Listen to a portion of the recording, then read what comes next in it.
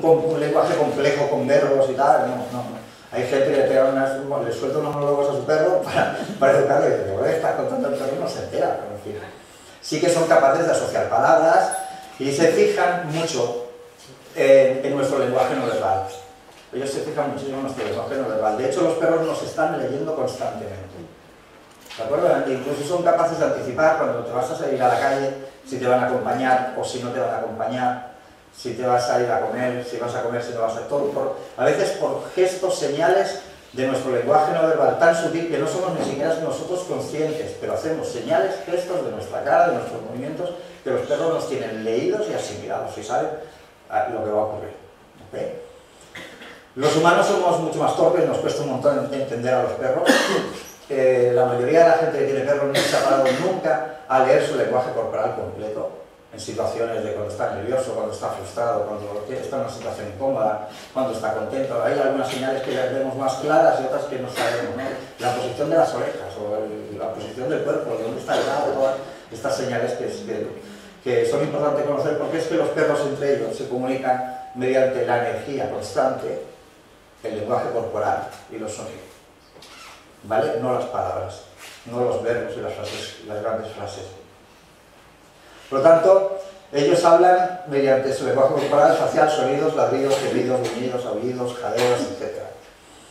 Nosotros de los ladridos sí que somos capaces de identificar hasta 6, está demostrado científicamente. De hecho, tengo un vídeo para ello, lo que pasa no lo he puesto por cuestiones de tiempos, en el que se demuestra que sí que somos capaces de identificar un perro ladrando en distintas situaciones.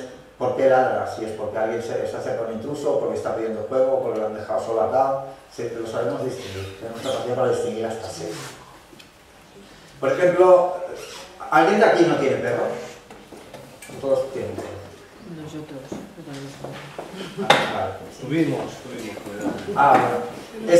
Esta postura, esto no deja de ser lenguaje corporal canino. Esta postura, yo he visto gente que cuando ha visto se pone en esa postura delante está asustado. ¿No asustado? ¿Es para asustarse la postura? No. Os ha visto que tenéis el perro. Vale, no es ataque para nada. Hay gente que sí, que te ve así y le tienes que explicar, no, es que eso es otra cosa, ¿no? Realmente esto es invitación al juego, esto es una postura de reverencia.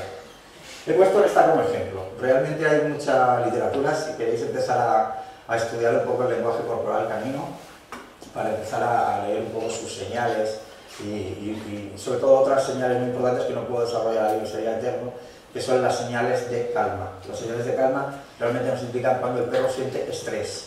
Se llaman de calma, porque es como lo han querido llamar, pero son señales de estrés, que el perro está estresado. ¿De acuerdo? Es muy importante conocer esto. Hay mucha literatura, si no, en mi página web lo podéis consultar, o si no, podéis hacer una consulta a cualquier profesional, lo podéis hacer.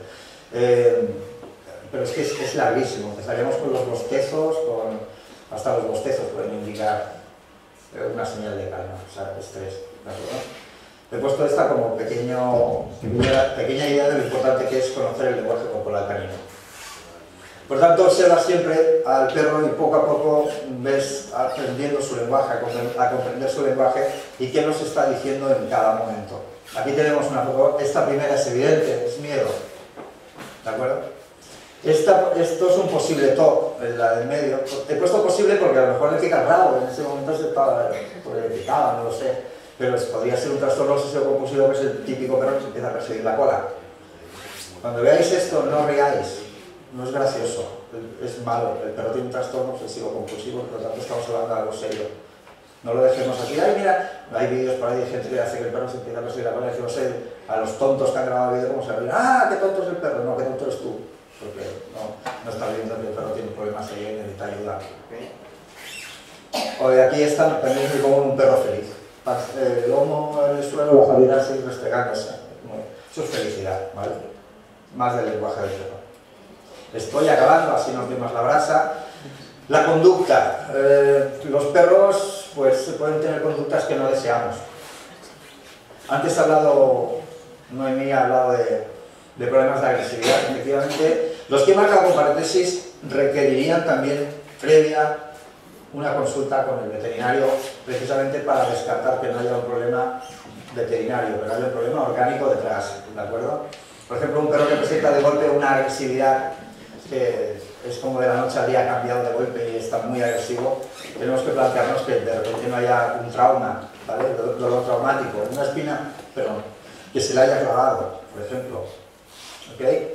O que tenga hipotiroidismo, también provoca agresividad en el perro. Perros con epilepsia pueden presentar cuadros de agresividad. Por lo tanto, ante perro agresivo, inicialmente siempre es bueno descartar el problema orgánico, que suele ser profesional de la ciencia veterinaria, y descartado el problema orgánico empezaremos a ver cuál sería el otro origen, el origen real de esa agresividad. La ansiedad por separación, habéis oído hablar de ella, me imagino. Típico perro que entra en una casa, adoptado, tal, se van los propietarios y hacen Cristo, ¿vale?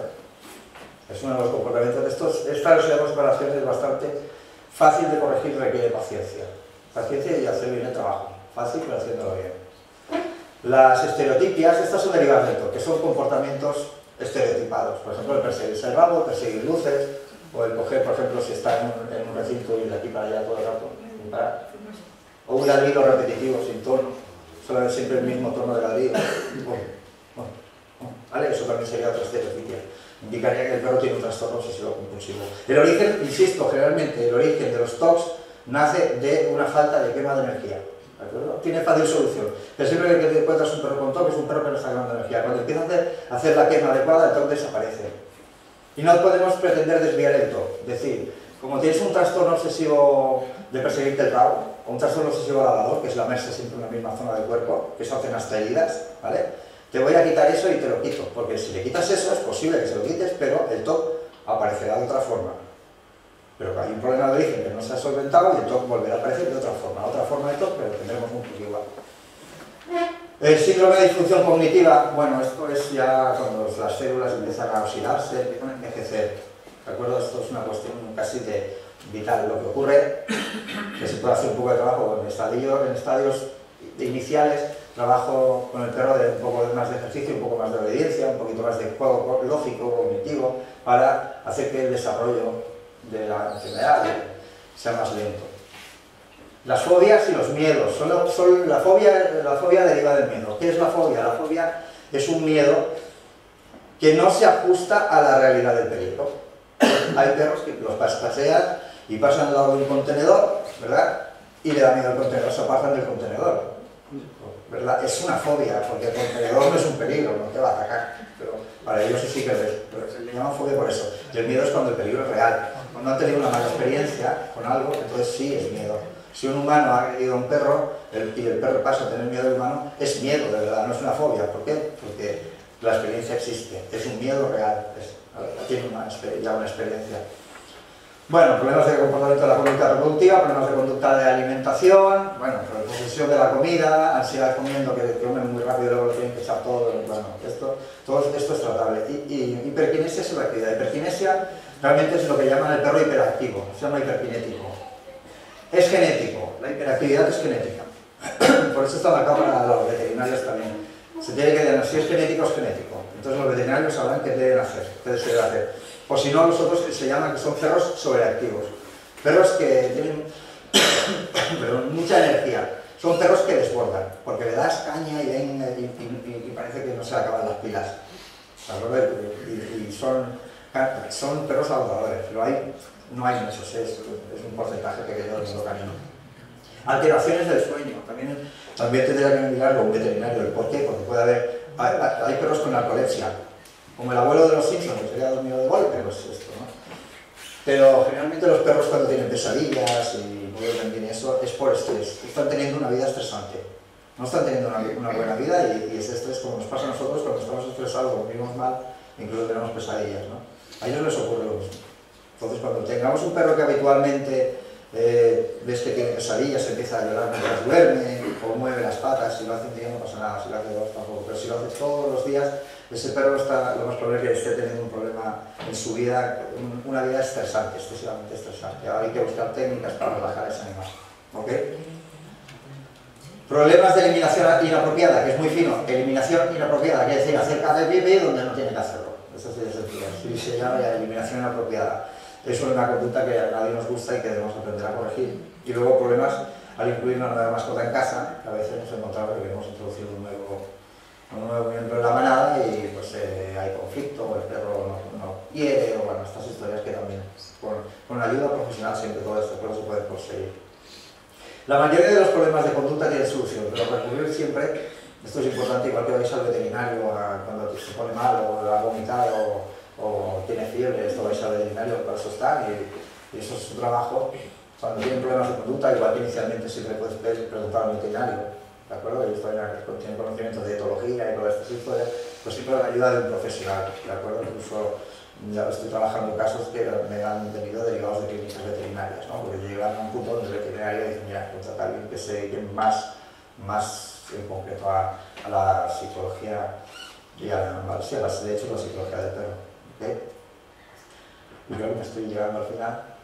Y recordad esto, salvo problema orgánico, cualquier perro está equilibrado en estado silvestre. Los perros en estado salvaje no están desequilibrados, no hay ninguno desequilibrado. ¿De acuerdo? Es salvo problema orgánico, insisto, ¿eh? Una enfermedad. El humano puede desequilibrarlo por acción, cosas que hagamos mal, u omisión, cosas que dejemos de hacer. Todos los perros tienen la misma psicología sin importar raza o sexo. No existen razas peligrosas, como agresivas, no existen. No existen. ¿Qué tienes eso de la cabeza? El pitbull es peligroso, el rottweiler es peligroso, el bull terrier, eso es falso. Tiene la misma psicología un caniche que un bull terrier o un rottweiler. La misma psicología, absolutamente la misma. Es como lo eduques. Si lo socializas bien, si le presentas bien a otros sujetos, como decía Noemi, etc. La educación que recibe el perro, si lo socializas con el resto de perros, si lo socializas con humanos, tendrás un bull terrier igual de manejable que cualquier otro perro, que sí está bien educado. También tenemos perros chiquititos que no los puedes tocar porque enseguida te matan, chihuahuas. Los perros bolso, que yo llamo yo, pero no sé cómo, claro, no están socializados, no están educados, y encima cuando lanza la mordida al que le va a acariciar, la dueña dice, ¡ay, no! Pero así, no le corrige, le dice, ¿qué haces, no? Al contrario, el otro se le reforzaba encima. Tenemos eso. Falla el humano ahí, siempre, nos debemos a ellos como nuestros hijos de otra especie. Son nuestros hijos, pero es otra especie. No, al final lo dicen, no humanizarlos. No son bebés, como nuestros bebés. Son nuestros bebés, pero son caninos. Hay que ver al perro primero como animal, segundo como perro, tercero como animal, seguido de como especie, luego sexo, luego raza y luego por último el nombre. Los humanos hacemos al revés, y es primero el nombre, luego es el sexo, luego es la raza, luego es perro y luego es animal. No, hay que cambiar el chip, al revés, ¿vale? Y no con eso lo estamos minusvalorando, es decir, puede decir, es que primero es animal, luego es especie, perro, luego es raza, sexo y por último nombre. Somos el único animal de la Tierra que nos ponemos nombres. Ellos no se ponen nombres. Por tanto, el nombre al final.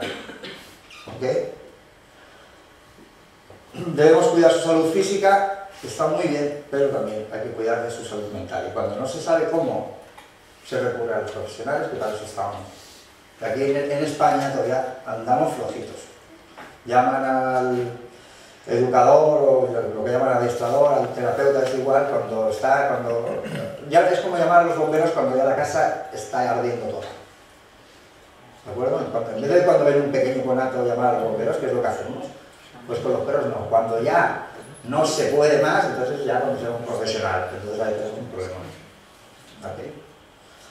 Aprender a ser su bien, pero siendo siempre justo y respetuoso con su especie. Respeta a su especie, no lo humanices. Y por último, este es ya mi epílogo final, que dice que un perro es el único ser en la tierra que te amará más de lo que tú te amas a ti mismo. Nos debemos a ellos porque realmente no somos dignos de ellos, no somos dignos de la devoción que ellos nos profesan. ¿Okay? Para solo un poco más de por favor. No, creo que eso es todo. Ya está.